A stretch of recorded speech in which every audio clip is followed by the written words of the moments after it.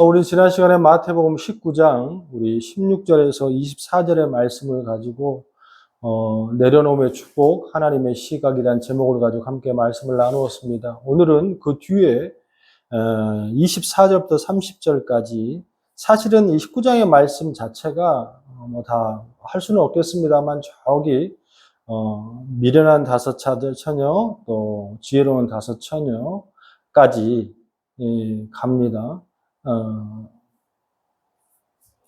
그 종말에 관해서 얘기하는 것까지 가는데 오늘 거기까지 다 할 수 없으니까 오늘은 그 뒤에 부분 19장만 마무리하도록 하겠습니다.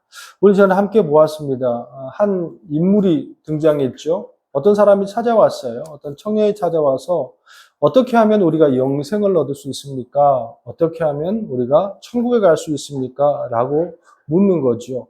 근데 이 질문이 참 아이러니하죠. 그렇지 않겠습니까?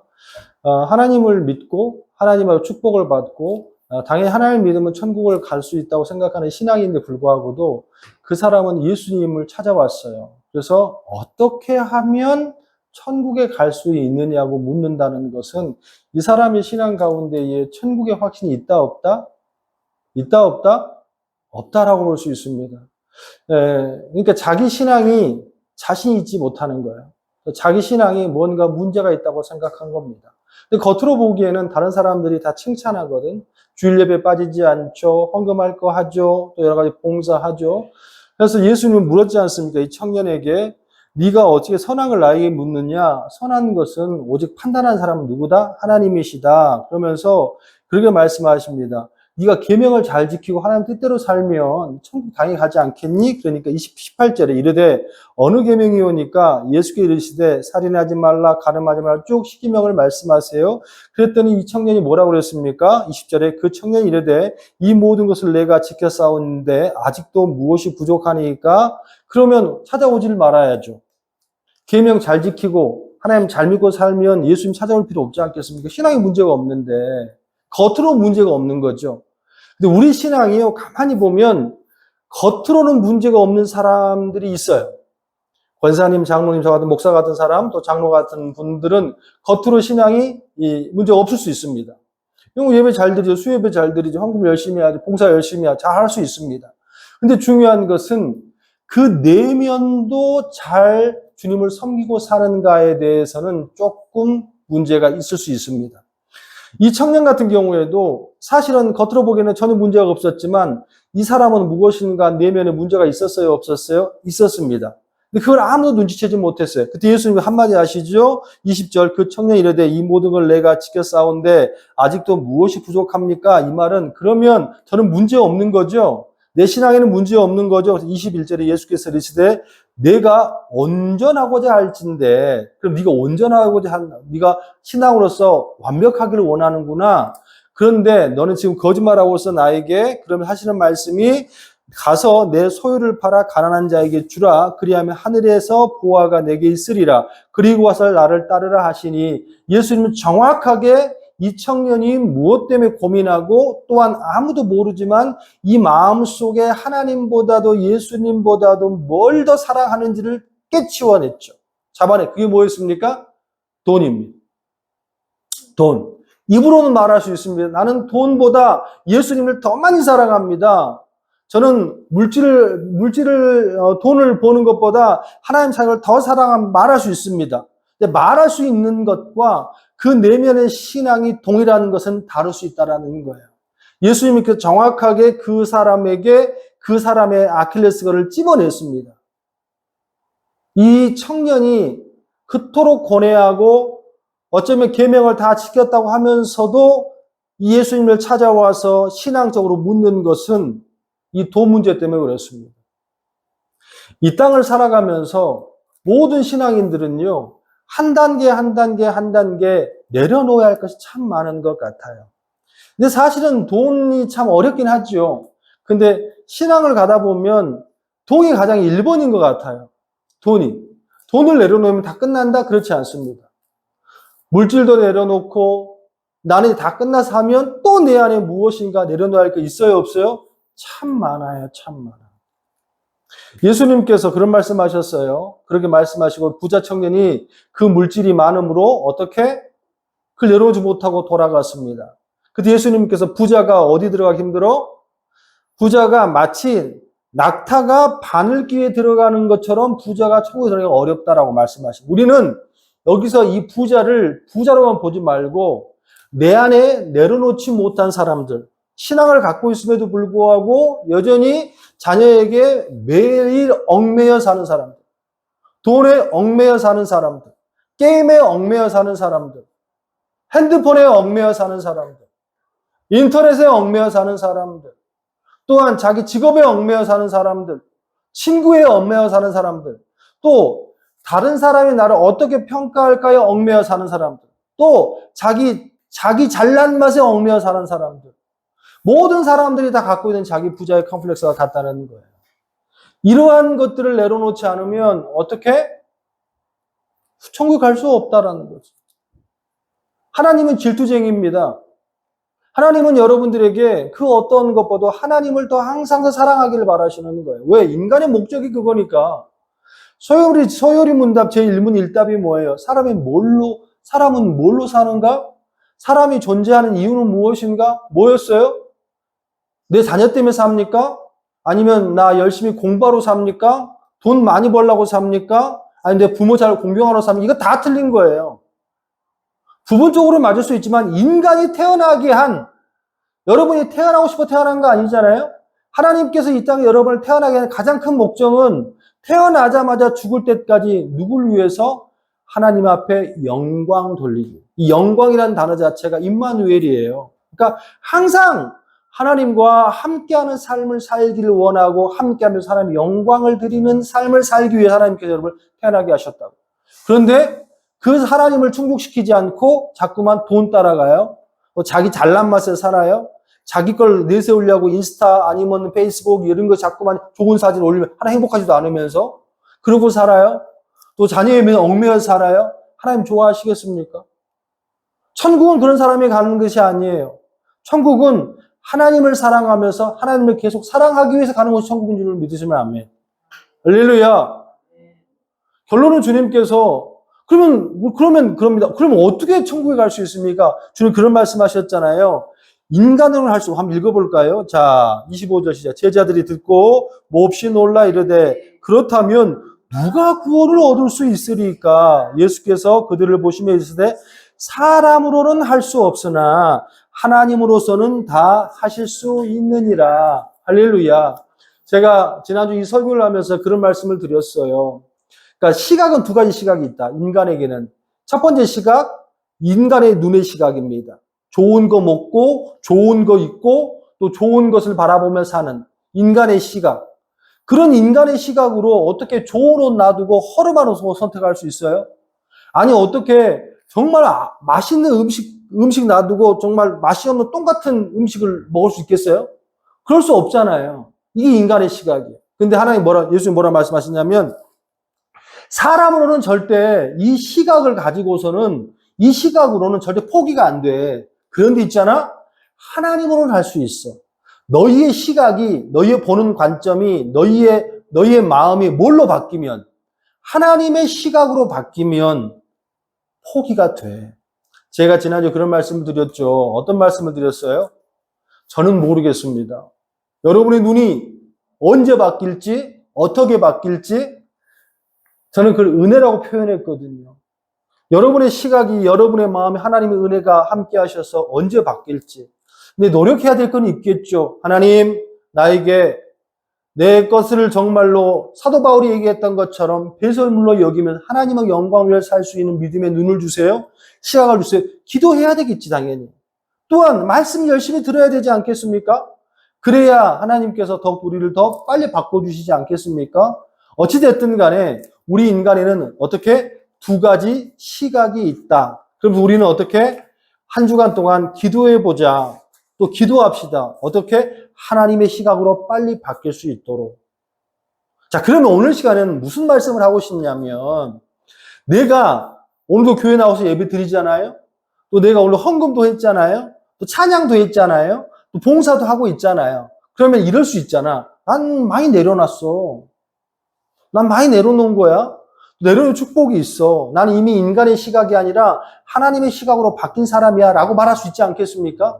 근데 중요한 것은 뭐냐면 그렇다면 내가 나의 것을 내려놓고 하나님의 시각으로 하나님 앞에 가고 있는지 안 가고 있는지 내 삶이 정말 하나님 앞에 정말 맞게 살고 있는지를 판단하는 그 기준의 말씀이 오늘 24절부터 30절에 있는 제자들이 하고 있는 특히 베드로가 하는 그 멘트 속에 말씀 속에 정말 내려놓은 사람들 하나님의 시각으로 바뀐 사람들의 특징 두 가지가 있습니다. 그 첫 번째가 뭐냐면 27절 같이 한번 읽어봅시다. 시작. 26절부터 볼까요? 시작. 예수께서 그들을 보며 이르시되 사람으로는 할 수 없으나 하나님으로서는 다 하실 수 있느냐. 그때 27절 시작. 이에 베드로가 대답하여 이르되 보소서 우리가 모든 것을 어떻게 버리고 주를 따라 싸운즉 그런즉 우리가 무엇을 얻으리까. 할렐루야. 저는 27절의 말씀 속에 하나님 고민을 좀 했거든요. 그러면 내가 내려놨어. 예전보다 많이 변했어. 그럴 수 있잖아요. 근데 정말로 내가 내려놨는지 안 내려놨는지, 그리고 내가 영적인 시각이 인간의 시각보다 하나님의 시각으로 바뀌었는지 안 바뀌었는지라는 기준이 첫 번째 뭐냐면 목표를 향해서 올인하는 모습의 특징이 있어. 그 목표가 인간의 내 계획이 목표가 아니고 하나님을 위한 목표예요. 27절 봐봐요. 이에 베드로가 대답하여 이르되 보소서 우리가 모든 것을 어떻게 버리고 주를 쫓아 싸우니 따라 싸우니. 할렐루야. 내려놓는 사람들, 하나님의 시각으로 바꾼 사람들은 목표가 달라집니다. 목표가 달라져요. 어떤 목표가 달라지냐면 예전에는요, 내 자녀를 꼭 뭐 서울대 보내야 돼, 아니면 뭐 시카고 대학교에 보내야 돼, 아니면 하버드 이게 목표인 사람이야. 이게 목표였어. 그런데 그 목표가 바뀌어요. 어떻게 바뀝니까? 내 자녀를 어떻게 하나님이 정말 귀하게 쓰이는 하나님의 도구로 사용되게. 이게 자녀는 똑같은데 자녀를 쓰임받는 목표가 어떻게 달랐다는 거예요. 내가 내려놓음의 축복을 하나님의 시각이 바뀐 사람들은요, 모든 초점에 올인해요. 근데 올인하는 것이 누구를 위해서? 나를 위해서가 아니라 누구를 위해서? 하나님을 위해서. 마태복음 13장 44절의 말씀, 천국은 마치 밭에 값진 보화와 같으니 사람이 이를 발견한 후 숨겨두고 기뻐하며 돌아가서 자기의 소유를 다 팔아 올인했어요. 그 밭을 어떻게 사느니라. 할렐루야. 진정한 천국을 만난 사람들, 진정으로 하나님 앞에 올인한 사람들, 내 시각이 하나님으로 바뀐 사람들의 가장 특징이 뭔지 아십니까? 그거는 뭐냐면 올인해요. 어떤 올인을 합니까? 내 인생도 올인하고, 돈도 올인하고, 내 시간도 올인하고, 하나님 앞에 모든 것을 맡기고 사는. 무언가 교회에 뭘 하자 그러면 항상 저 사람은 반드시 할 것 같은데, 저 사람은 헌금 낼 것 같은데, 저 사람은 참여할 것 같은데, 그러면서 겉으로 보기에는 굉장히 무언가를 열심히 한 것 같지만 항상 내 것이 들어갈 순간에는 어떻게 빠지는 사람이 있다 없다? 있습니다.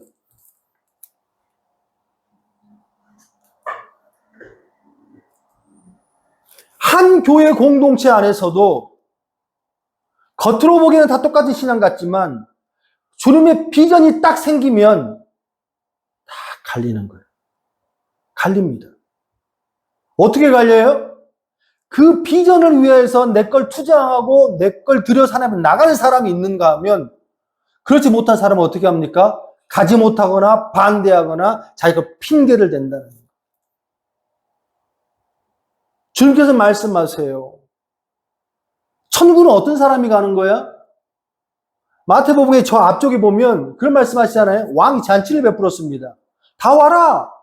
함께 놀자. 함께 배불리 먹자. 사람을 초대했어요.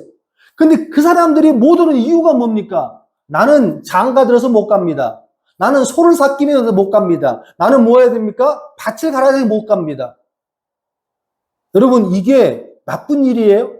나쁜 일 아닙니다. 근데 한 가지 특징이 있죠. 다 어떤 일이에요? 자기 일입니다. 그 사람이 인생을 잘못 살았다는 게 아닙니다. 그 사람 인생을 잘 살았어요. 하지만 어떻게 살았어요? 자기를 위해서만 살았어요. 결국은 그 사람들이 어떻게 했습니까? 하나님의 잔치에 들어가서 못 갔어? 못 갔다는 거예요. 달리 말하면 천국 가서 못 가서 못 갔다는 얘기예요. 내가 정말로 내려놨구나. 하나님의 내려놓은 축복이 있구나. 딱 보면 알아요. 내가 하나님의 비전을 갖고 있는 거 없는가? 교회는 뭘 합니다? 또한 교회 일이 아니어도 하나님의 비전을 위해서 내가 무슨 계획을 갖고 있는가? 돈을 벌어요. 집 더 늘리려고, 좋은 차 살라고, 아니 좋은 컴퓨터 살라고, 아니 애들 뭐 해주려고. 이게 목표 틀리지 않습니다. 그것만 있으면 그것만 있는 사람인 거예요.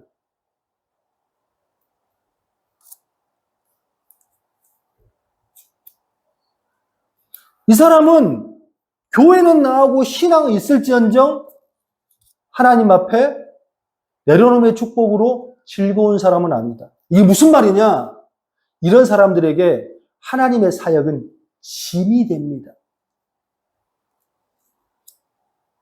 무엇을 할 때마다 항상 내 것이 들어가는 것이 언짢습니다. 내 시간이 언짢습니다. 내 육신이 언짢습니다. 왜? 신앙이 옵션이기 때문에 그렇습니다.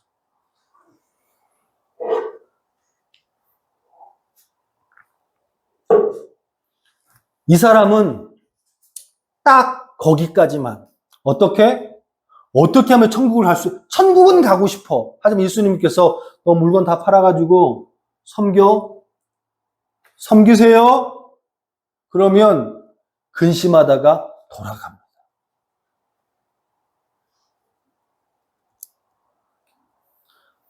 여러분에게 묻겠습니다.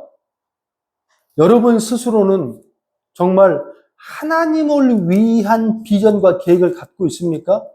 이제 주일 예배 참석하는 거 이런 거 따지지 말고요. 그런 계획이 없고 내 새끼들 잘 먹이고 집 더 늘리고 행복하게 살기 위해서만 신앙생활을 한다면 그 사람이 틀렸다고는 할 수 없지만 그렇다고 해서 신앙이 정말 기쁘지는 않을 것입니다. 다시 한번 여러분들 돌아보기를 주님의 축원합니다. 두 번째, 내려놓음의 축복으로 내가 하나님의 시각으로 바뀐 은혜를 갖고 있는가 안 갖고 있는가를 가늠할 수 있는 그 두 번째는 뭐냐면 주님이 주실 축복의 기대감을 갖고 있냐는 거예요. 기대감. 그런데 자 20절 다시 한번 볼까요? 자, 이에 베드로가 대답하여 이르되, 자 20절 같이 읽습니다. 이에 베드로가 대답하여 이르되 보소서 우리가 모든 것을 버리고 어떻게 주를 따라 싸우는 다 버렸죠. 그리고 나면 어떻게 그런즉 우리가 무엇을 얻으리까? 할렐루야.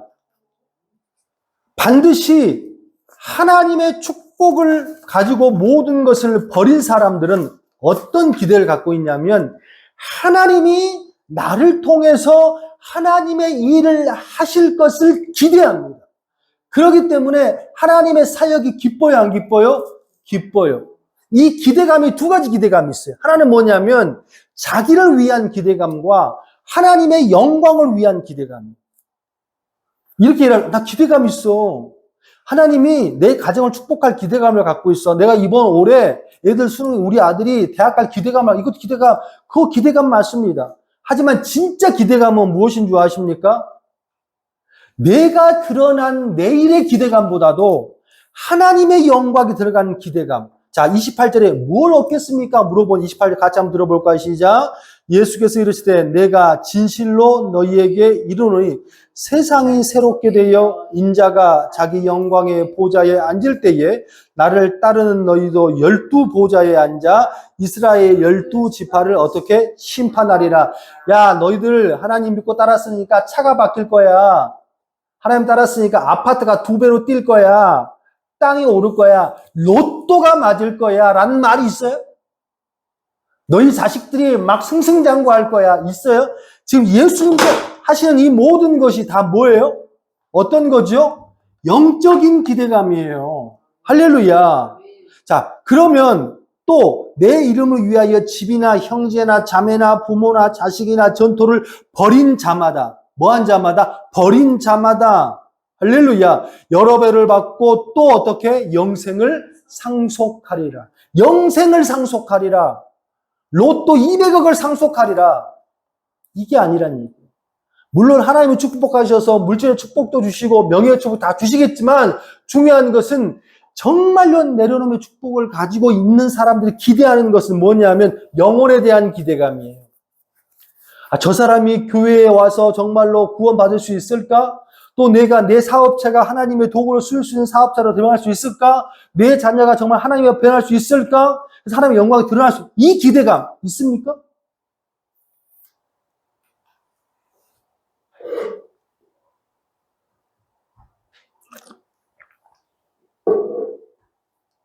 그 기대감이 있는 사람들은 담대해요. 쪼잔하지 않다는 얘기예요. 누가 알아주지 않아도 실망하지 않습니다.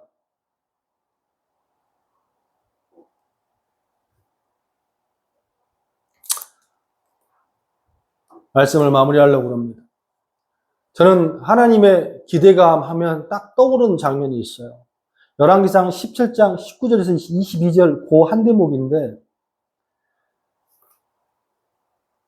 엘리야가 어느 과부에 갔어요. 사르밧 과부에. 근데 거기 며칠 묵었는데 거기에 들어가자 얘가 죽었습니다. 과부의 아들이.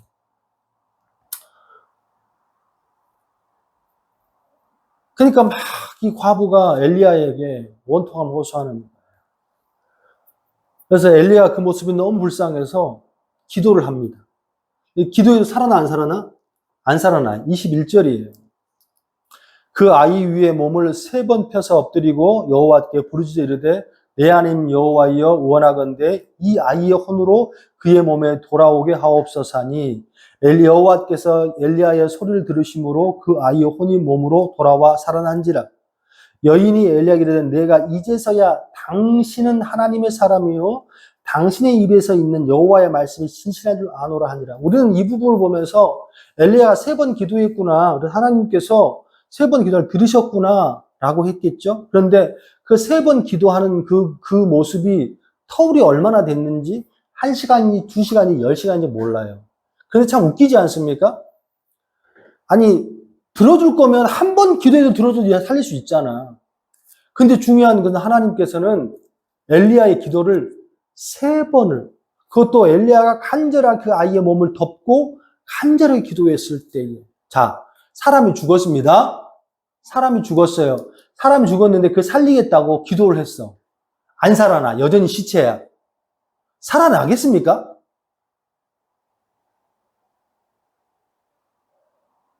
한 번 더 기도해봐. 2번까지는 괜찮을 것 같아. 기도했어요. 근데 이 아이 또 안 살아나. 여러분, 진짜로 하나님을 믿고 하나님을 섬기고 하나님의 모든 것을 바치고 하나님을 올인한 사람만 그 죽은 시체에 놓고 한 번, 저는 3번의 엘리야가 하나님 응답하셨지만 3번에 응답하지 않아도 엘리야는 또 기도하고 또 기도하고 또 기도하고 또 기도했을 거예요. 왜? 엘리야는 기대하거든. 어떤 기대? 하나님이 나를 통해서 무엇인가를 이루어 가실 것을 기대한 사람만이 이런 행동을 할 수 있어요. 우리 같이 집값 좀 올려주세요. 기대하면 이런 기대가 아니고 그 알리 살린다고 이 엘리야가 무슨 큰 영광을 받습니까? 그저 하나님의 이름을 높이기 위해서.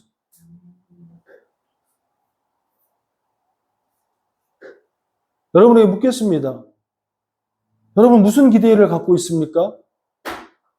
좀 더 재산이 많이 늘어나는 기대?